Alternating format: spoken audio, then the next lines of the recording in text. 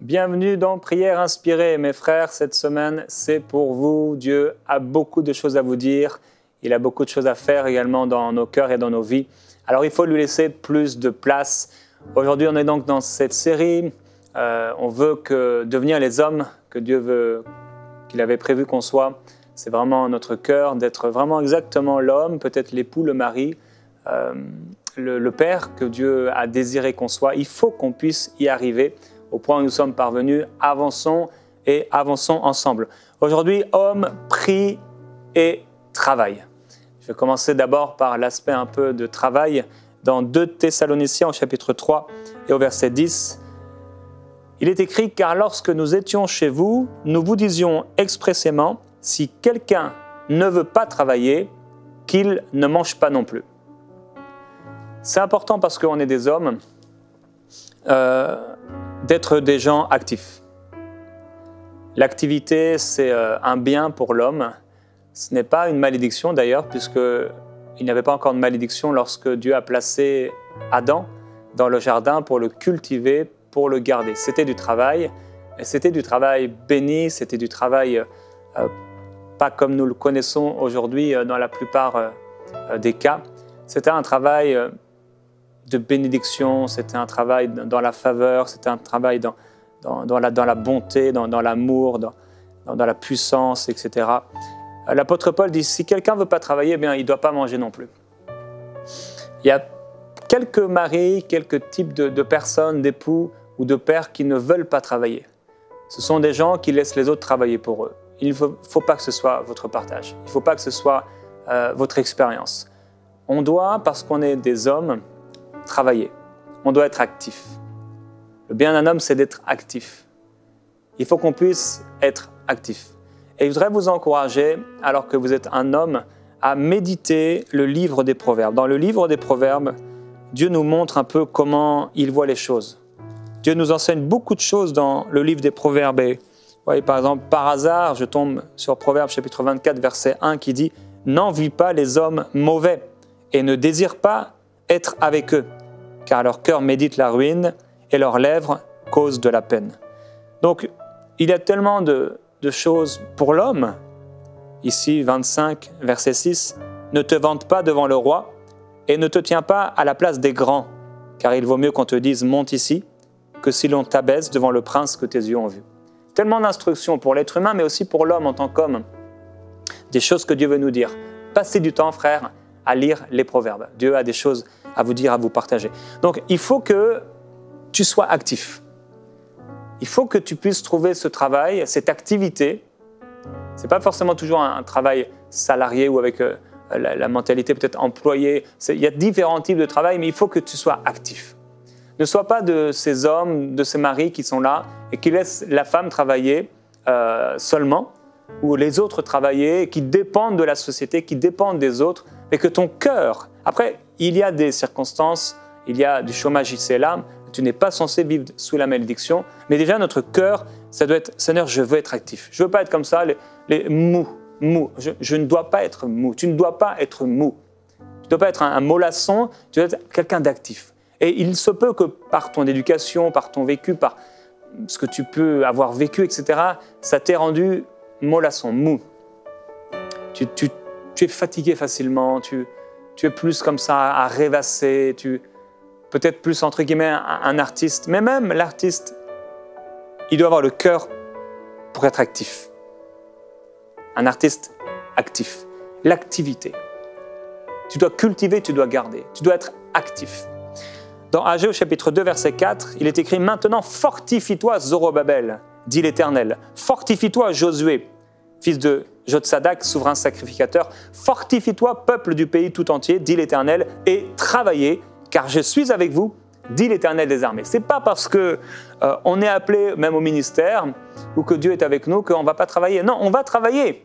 On sera plus efficace même que ceux qui sont dans le monde.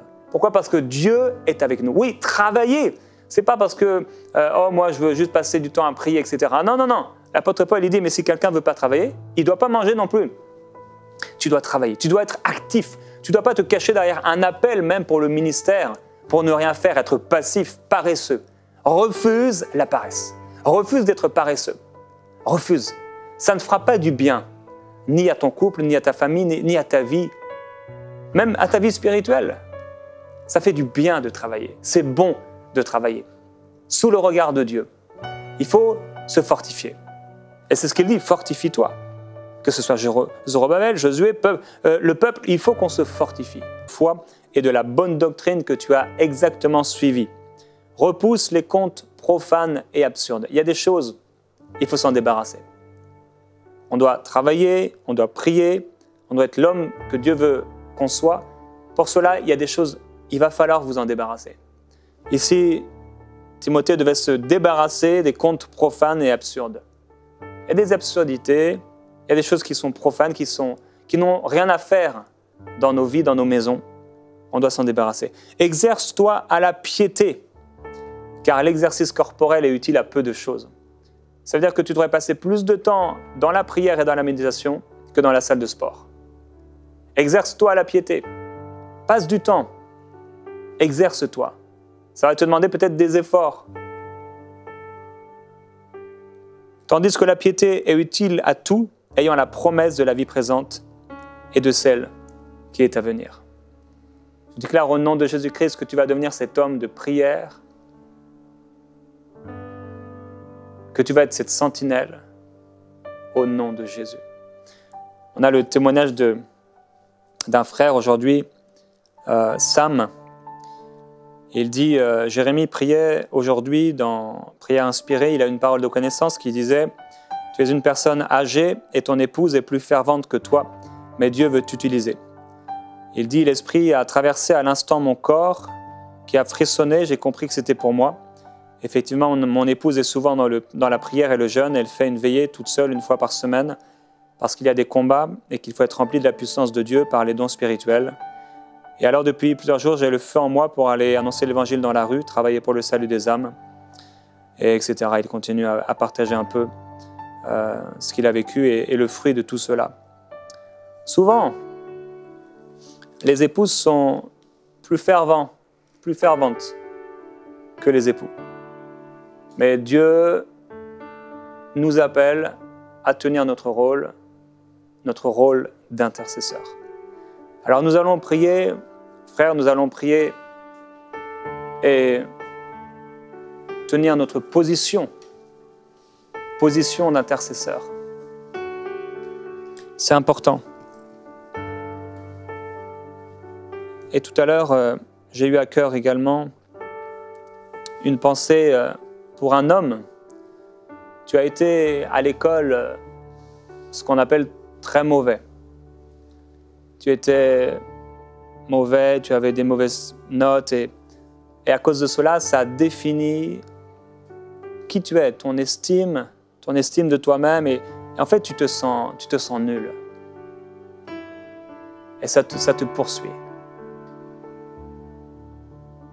Et le Saint-Esprit veut guérir ton estime de toi, cette blessure aussi, parce que c'est une blessure. Il veut guérir ton cœur.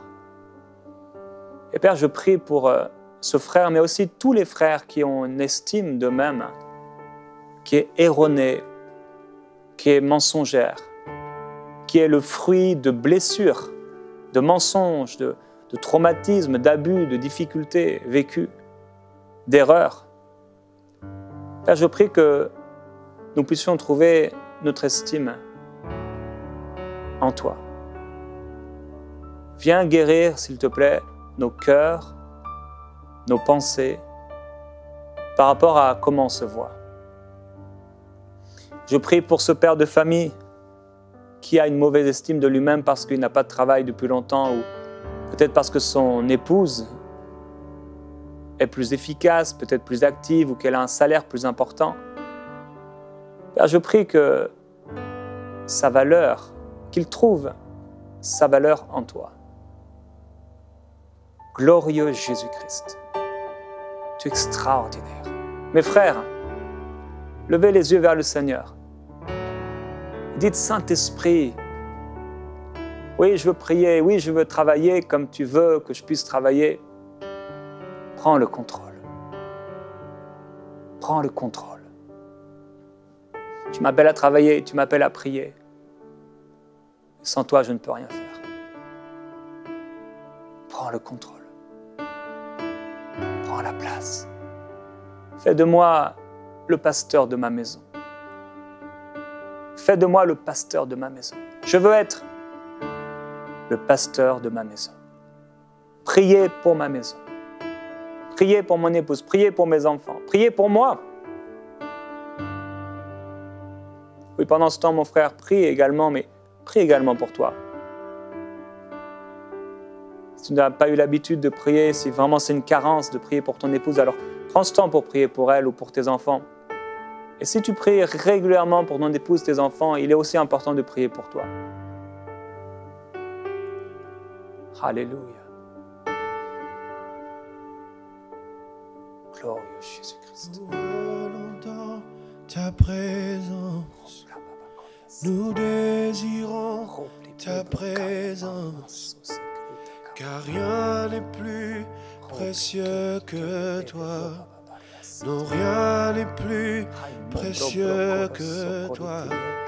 Nous venons dans ta présence. Oui, Saint-Esprit. Nous désirons ta présence, car rien n'est plus précieux que toi.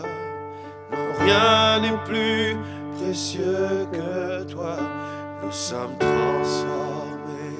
Alléluia. À ton image, à ton image. Nous sommes transformés. Jésus-Christ. À ton image, à ton image.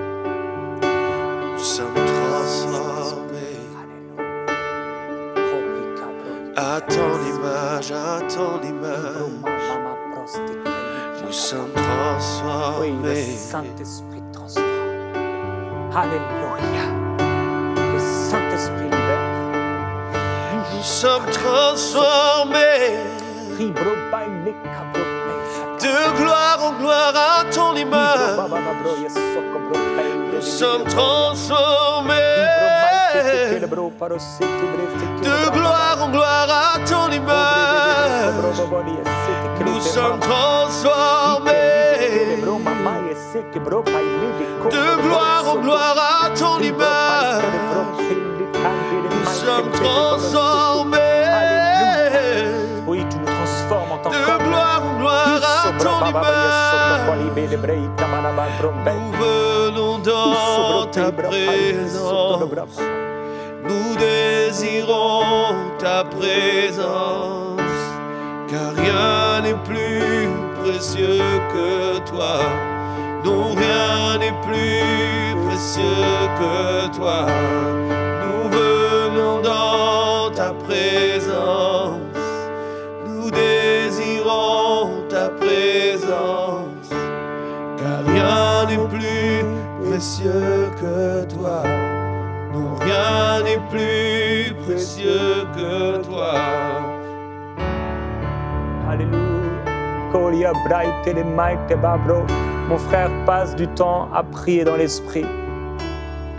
Prie en langue, là où tu es, prie en langue. Quand tu pries en langue, tu dis des mystères sur toi-même. Quand tu pries en langue, tu te prépares. Quand tu pries en langue, tu laisses la place au Saint-Esprit. Quand tu pries en langue, tu es en train de construire tes heures, tes jours, tes semaines, tes mois, tes années à venir. Quand tu pries en langue, tu pries, tu es gardien de ta maison. Le Saint-Esprit passe à travers toi. Et si tu n'es pas encore baptisé du Saint-Esprit et que tu es un homme, aujourd'hui c'est ton jour. Sois rempli du Saint-Esprit maintenant. Sois rempli du Saint-Esprit maintenant, là où tu es.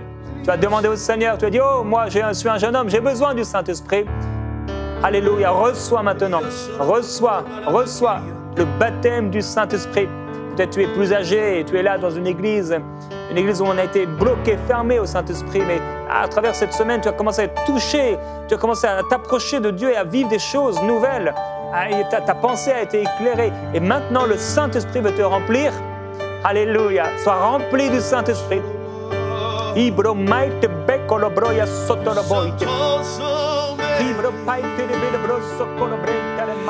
gloire en gloire à ton image. Nous sommes transformés. De gloire en gloire à ton image. Oui, je suis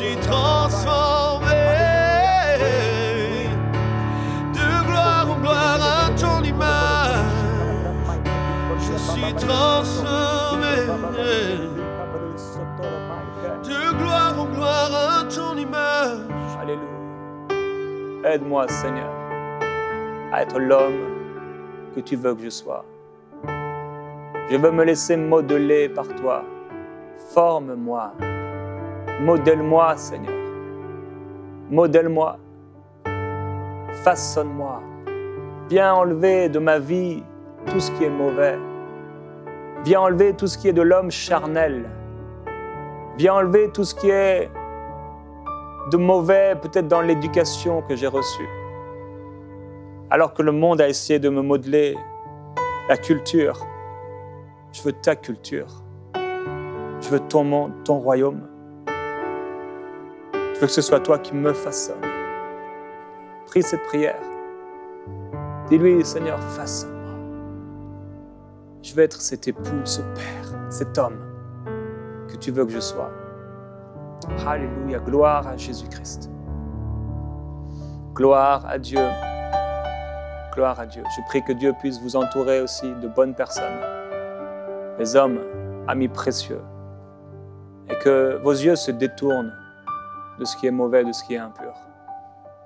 Nous savons qu'ils sont nombreux ceux qu'elle a fait tomber. Alors, éloignez-vous du péché. Fuyez le péché et approchez-vous de Dieu. À demain dans Prière Inspirée.